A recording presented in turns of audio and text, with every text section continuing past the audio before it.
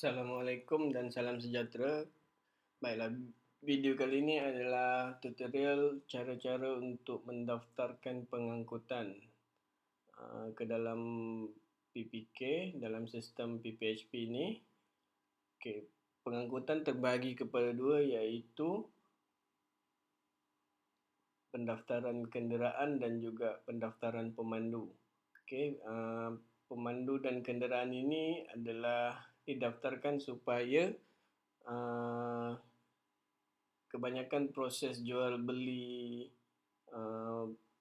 hasil komoditi petani ataupun pengusaha ada sesetengahnya melibatkan kenderaan yang disewakan dari atau disewakan oleh PPK itu sendiri. So sekiranya PPK mempunyai kenderaan dan juga pemandu, boleh didaftarkan dalam sistem PPHP ini.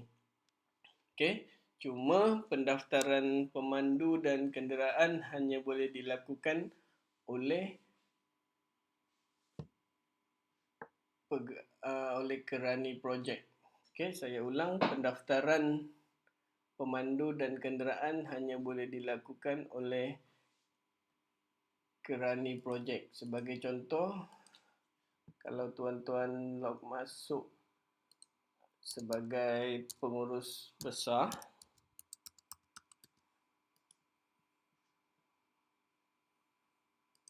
okey, kalau tuan-tuan log masuk sebagai pengurus besar, kalau tuan-tuan pergi kepada pengangkutan, okey, contoh tuan-tuan ingin mendaftarkan pemandu, okey, fungsi butang pendaftaran kenderaan itu tidak akan dipaparkan. Okey, kecuali kalau tuan-tuan log masuk sebagai kerani projek. Sebagai contoh, saya masuk sebagai kerani projek.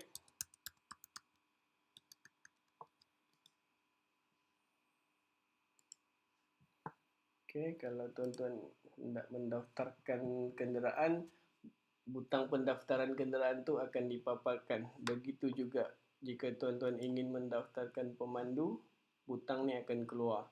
So, kalau tuan-tuan log masuk selain daripada kerani projek, butang ni tidak akan dipaparkan. Okey.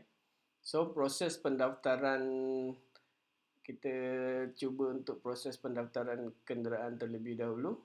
Okey, tuan-tuan hanya perlu klik pada menu pengangkutan. Sub menu dia adalah kenderaan. Okay, tuan-tuan hanya perlu klik daftar dan masukkan butiran kenderaan lah. Okay, sebagai contoh, nombor pendaftaran dia dan juga jenis kenderaan. Okay, sebagai contoh, saya pilih cold truck, daftar. Okay, so dia dah disenaraikan dalam senarai kenderaan ni. Tuan-tuan boleh daftar seberapa banyak kenderaan yang PPK tuan-tuan miliki lah.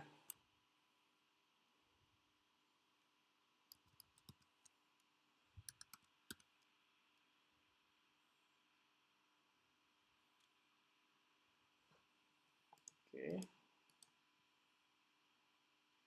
Okay, tuan-tuan boleh semak siapa yang mendaftarkan dan mengemaskini kenderaan ini, dan tuan-tuan boleh kemaskini jugalah. Kalau tersalah masukkan data, okay, tuan-tuan boleh masukkan data.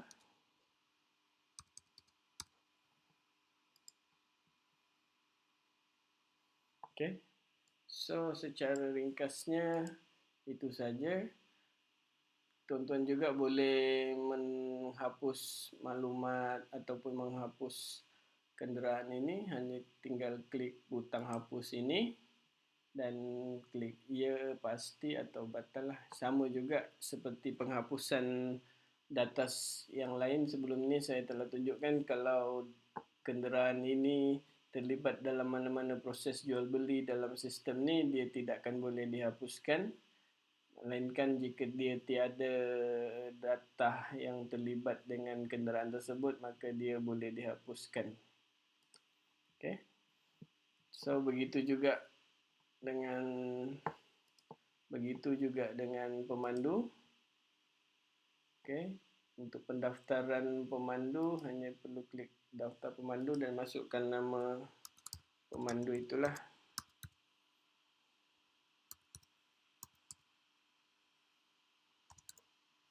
Membuka pengenalan dia.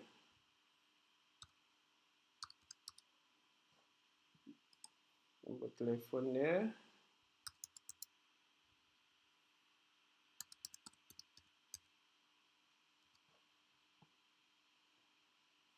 Dan juga nombor lesen memandu dia.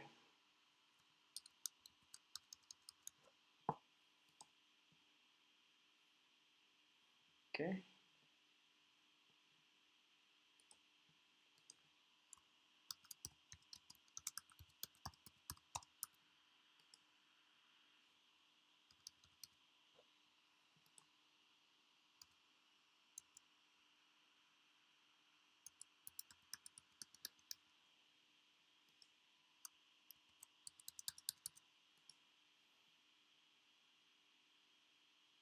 Okey, sama juga tuan-tuan boleh kemaskini atau hapus data pemandu ini. Kalau menghapus, just tinggal masukkan maklumat yang dikemaskini.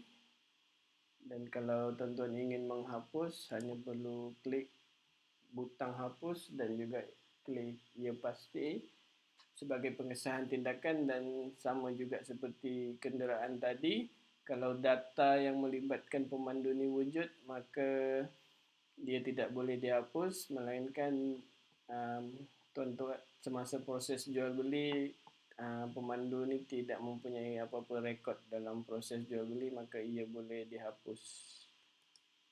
Okay, so untuk pengangkutan dan kenderaan dan pemandu setakat itu sahaja. Dia adalah proses yang ringkas dan mudah untuk dikendalikan. Seterusnya, video seterusnya saya akan terangkan cara-cara untuk mendaftarkan pembeli pula. Okey, harap tuan-tuan faham setakat ini. Kita berjumpa pada video yang seterusnya.